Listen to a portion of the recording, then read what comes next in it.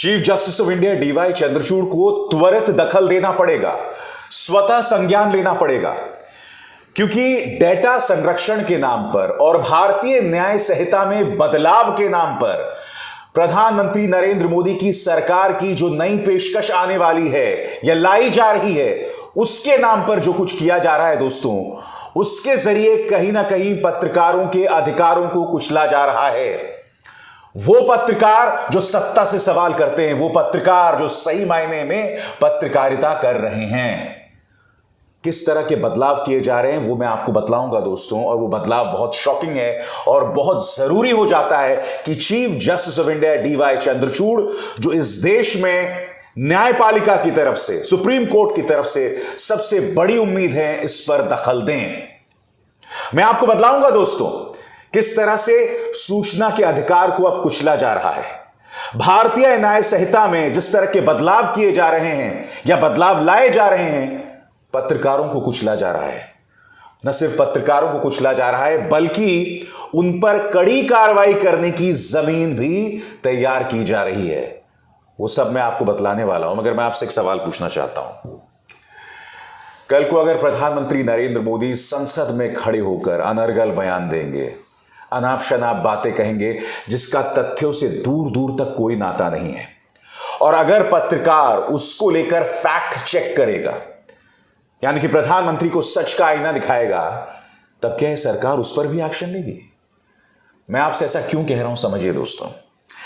याद कीजिए प्रधानमंत्री ने क्या दावा किया था कि जब से उनकी सरकार आई है, पूर्वोत्तर में पहली बार एक आईआईएमसी खुला है, पत्रकारों का संस्थान होता है, Indian institute of mass com. यह प्रधानमंत्री ने दावा किया था। दावा सरासर झूठा था, क्योंकि यह संस्थान आज से नहीं 2011 से खुला हुआ है। आपकी स्क्रीन पर दोस्तों ये देखिए, यहां पे साफ तौर पर लिखा हुआ है, पढ़ के सुनाना चाहता हूं। The Aizawl regional centre of IMC was inaugurated on August 8, 2011। और प्रधानमंत्री ने क्या दावा किया था? प्रधानमंत्री ने यह दावा किया था कि हमारे कार्यकाल में हमने यह सब किया है। अब अगर पत्रकार इन्हें आईना दिखाएगा तो क्या उनके खिलाफ कड़ी कार्रवाई की जाएगी? और बात यहां नहीं रुकती है। याद कीजिए प्रधानमंत्री ने अपने एक संबोधन में क्या कहा था कि दरभंगा में हमने एक एम्स शुरू कर दिया है, all India institute of medical sciences. सरासर गलत। अभी वो संस्थान शुरू ही नहीं हुआ है, मगर प्रधानमंत्री नरेंद्र मोदी आराम से एक जिम्मेदार पद पर बने हुए हैं और एक मन से तमाम बातें कैसे कह देते हैं, यह बात सबके समझ के परे। सुनिए प्रधानमंत्री ने क्या कहा था आपकी स्क्रीन पर। बेहतर स्वास्थ्य सुविधाओं के लिए असम के गुवाहाटी से लेकर पश्चिम बंगाल के कल्याणी तक, झारखंड देवघर से लेकर के बिहार में दरभंगा तक, इस प्लानिंग के साथ नए नए एम्स खोले गए हैं ताकि लोगों को इलाज के लिए सैकड़ों किलोमीटर दूर न जाना पड़े। अब जाहिर सी बात है दोस्तों, इस पर कांग्रेस ने कड़ी प्रतिक्रिया जतलाई है। कांग्रेस नेता सुप्रिया सुनीत कहती हैं, आज फिर प्रधानमंत्री झूठ बोलते पकड़े गए। आज बोले दरभंगा में एम्स खोल दिया है, पर असलियत में दरभंगा में एम्स है ही नहीं। बिहार सरकार ने निशुल्क 151 एकड़ जमीन एकत्रित करके प्रस्ताव भेजा था, लेकिन केंद्र ने स्वीकृति ही नहीं दी है अभी तक। प्रधानमंत्री इतना झूठ काहे बोलते हैं? कांग्रेस की नेता सुप्रिया सुनीत इस बात का जिक्र कर रही हैं। अब मैं आपसे एक सवाल पूछना चाहता हूं, अगर पत्रकार ये तमाम तथ्य प्रधानमंत्री के सामने रखेगा तो मुझे शक नहीं होगा कि कल से ऐसे पत्रकारों के खिलाफ भी कार्रवाई होगी, सिर्फ फैक्ट चेक करने को लेकर। याद कीजिए ऑल्ट न्यूज के मोहम्मद जुबैर पर किस तरह से यह सरकार पीछे पड़ गई थी, सिर्फ आपके सामने तथ्य लाने को लेकर लगातार उस पर निशाना साधा गया था। आज बहुत जरूरी हो जाता है, क्योंकि आज इस देश में एकमात्र संस्थान जो बची है, जिसकी एक रीढ़ है, वो है सुप्रीम कोर्ट, और उसमें भी chief justice of India DY Chandrachud. बहुत जरूरी हो जाता है कि वो इन मुद्दों में दखल दें। मैंने आपको बताया था भारतीय न्याय संहिता में जो बदलाव लाए जा रहे हैं, जो पेशकश है, जिस पर स्वीकृति दे चुकी हैं राष्ट्रपति द्रौपदी मुर्मू, और जो प्रस्ताव हैं वो कितने खतरनाक है पत्रकारों के लिए। आपकी स्क्रीन पर गौर कीजिए, अंग्रेजी में पढ़ रहा हूं, सेक्शन 195(1) ऑफ भारत न्याय संहिता। इफ अ पर्सन, जिसे पत्रकार पढ़ा जाए, if a person makes or publishes false or misleading information jeopardizing the sovereignty, unity and integrity or security of India shall be punished with imprisonment which may extend to 3 years. इसमें लिखा गया कि अगर कोई व्यक्ति कोई ऐसी जानकारी साझा करेगा या पब्लिश करेगा जो झूठी है या जिसमें भ्रामक जानकारी है और जिससे देश की एकता और अखंडता पर असर पड़ेगा, तो उसे 3 साल तक की सजा मिलेगी। कायदे से आप कहेंगे, हां, जो व्यक्ति कुछ ऐसी बात कहेगा जिससे देश की एकता और अखंडता पर असर पड़ेगा, उस पर कार्रवाई होनी चाहिए, बिल्कुल होनी चाहिए। मैं सरकार से इत्तेफाक रखता हूं, मगर गौर कीजिए उन्होंने किस शब्दावली का इस्तेमाल किया, मिसलीडिंग इंफॉर्मेशन। अब यह फैसला कौन करेगा कि मिसलीडिंग इंफॉर्मेशन क्या है? आपके सामने ऐसी ढेरों मिसालें हैं जहां पत्रकारों पर अंकुश लगाई गई है, पत्रकारों को जेल भेजा गया है सिर्फ अपना काम करने के लिए, जहां सामाजिक कार्यकर्ता 3-3, 4-4 साल से जेलों के अंदर बंद हैं। यह भी खबरें आई थी कि किस तरह से उनके लैपटॉप के अंदर झूठी जानकारी डाली गई, फीड की गई, और उस जानकारी के आधार पर उन्हें गिरफ्तार कर लिया गया। रहस्यमय ताकतों ने उनके लैपटॉप में झूठी जानकारी डाली। जब सरकार इस तरह से काम करती है तो यह कौन फैसला करेगा कि मिसलीडिंग इंफॉर्मेशन क्या है? और आप गए जेल में सीधा 3 साल के लिए।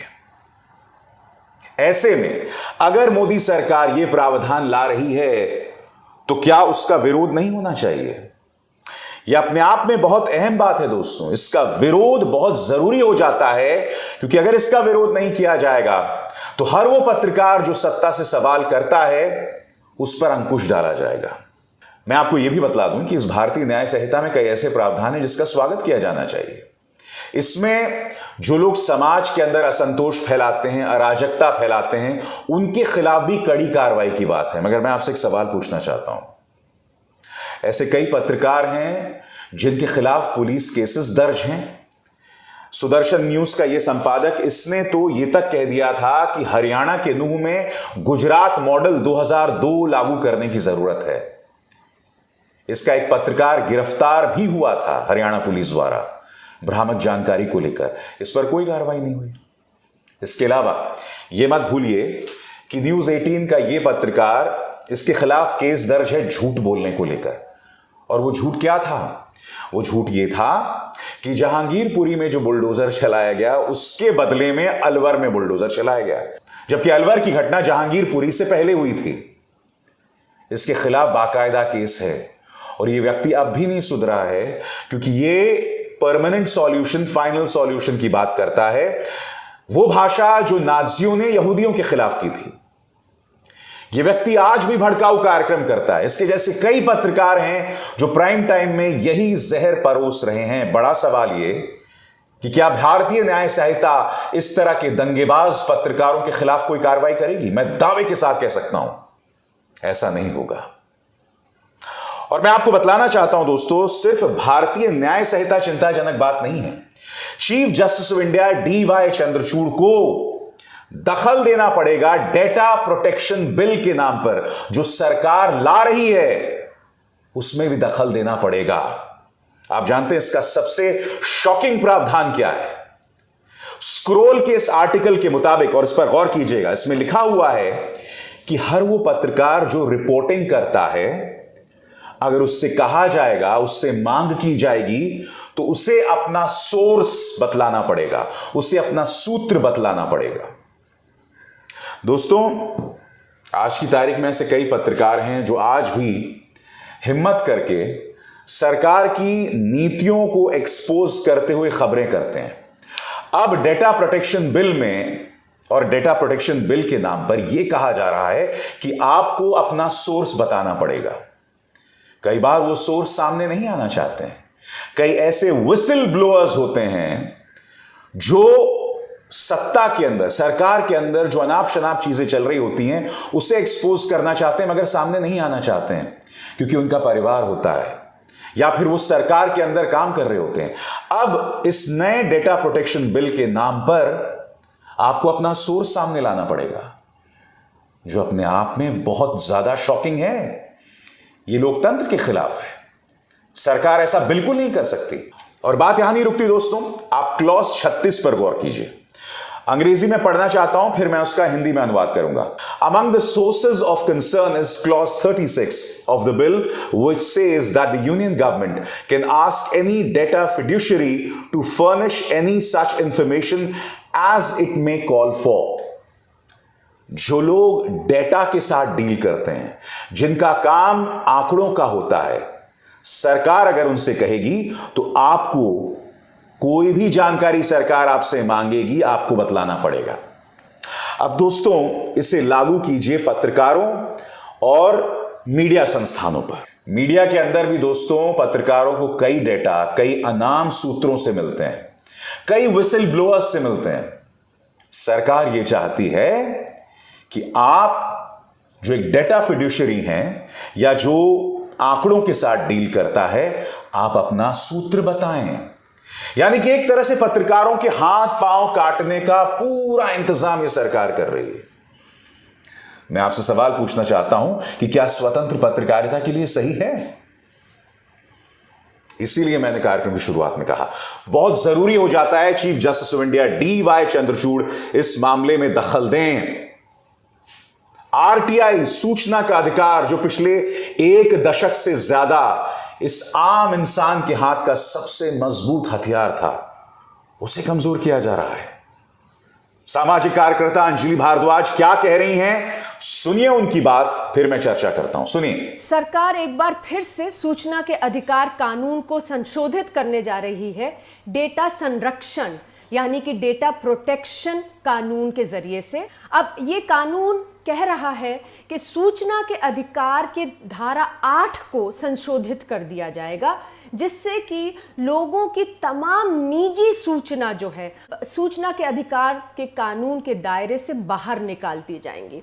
अब हम सब जानते हैं कि जब से सूचना का अधिकार कानून आया है, पिछले 17 साल में लोगों ने इसका जम के इस्तेमाल किया है सरकार को जवाबदेह बनाने के लिए। आप ये सोचिए कि तमाम पब्लिक सेक्टर बैंक जो हैं, ये बड़े बड़े लोन देते हैं पूंजीपतियों को, और वो लोन माफ कर दिए जाते हैं, पूंजीपति फरार हो जाते हैं, विलफुल डिफॉल्टर्स। क्या लोगों को जानने का हक नहीं है कि इन लोगों के नाम क्या हैं, ये कौन लोग हैं जो हमारा पैसा लेके फरार हो रहे हैं? उसी तरीके से राशन, पेंशन, मनरेगा, इन सब चीजों में चोरी तभी होती है, स्कैम्स और करप्शन तभी होते हैं जब लोगों के पास सूचना नहीं होती कि किसको कितना राशन मिल रहा है, मनरेगा में कितनी पगार मिल रही है, किसको ठेके दिए जा रहे हैं। दोस्तों, जब मोदी सरकार सत्ता में आई थी ना 2014 में, तो इसी RTI के जरिए यानी सूचना के अधिकार के अंतर्गत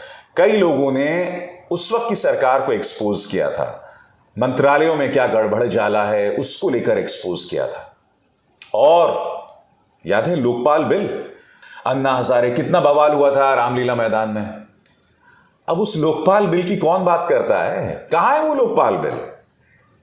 मैं लोकपाल बिल की मिसाल आपके सामने इसलिए दे रहा हूं दोस्तों कि मोदी सरकार, या ये कहा जाए भारतीय जनता पार्टी की आदत हो गई है कि जिन मुद्दों के सहारे उन्होंने उस वक्त की कांग्रेस की सरकार पर हमला किया था, उसे कुचलने का काम, उसे दबाने का काम किसी और ने नहीं बल्कि मोदी सरकार ने किया था।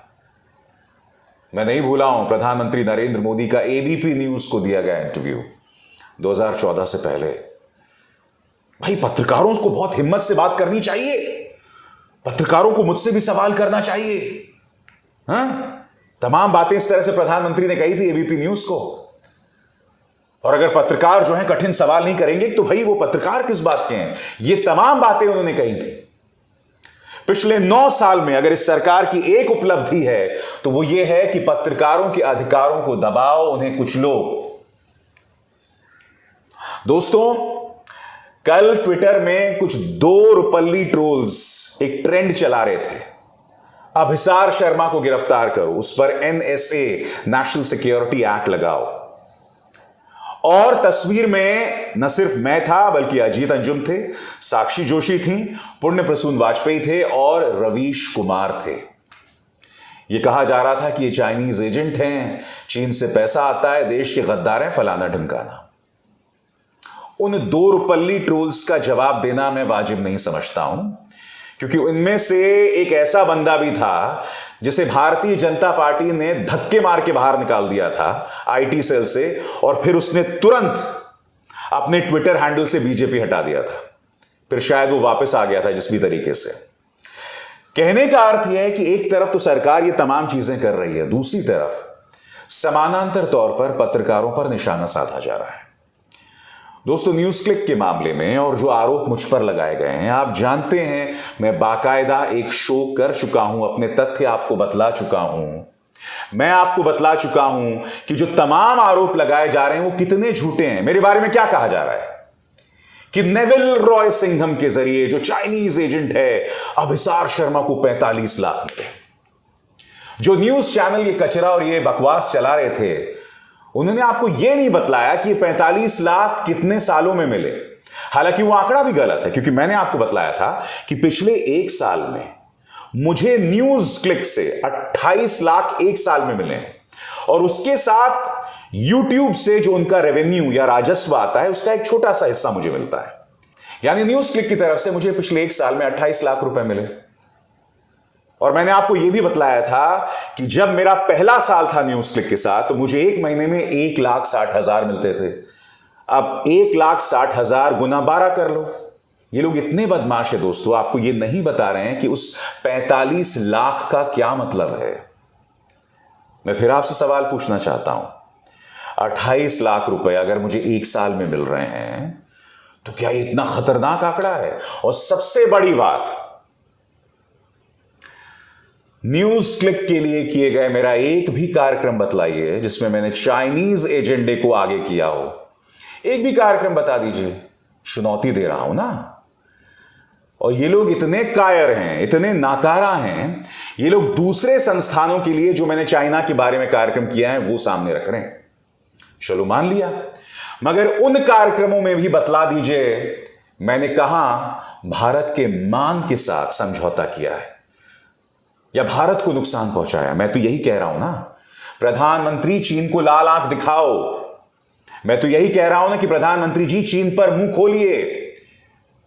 प्रधानमंत्री जी, आप ऐसा कैसे कह सकते हैं, ना कोई आया है ना किसी ने भारतीय जमीन में प्रवेश किया है, तो फिर इतनी लंबी चौड़ी बातचीत चाइना से क्यों हो रही थी?